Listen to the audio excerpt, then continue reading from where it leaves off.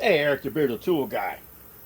My Milwaukee Flex, my Flex FX4111. This is their multi-tool, oscillator, you know, not a Milwaukee, please. Milwaukee's not 24 volts. It's on high.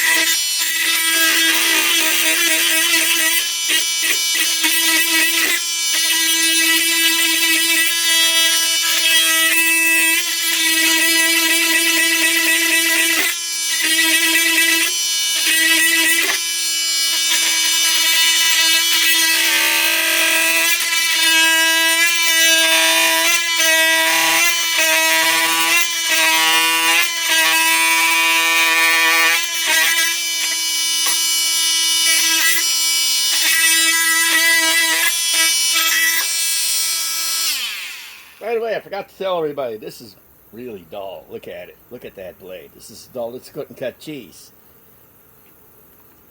2.5 regular battery. Hey, look at it. Still did it. You know, I tend to take my blades until there's nothing left of them. Eric the Bearded Tool Guy signing off.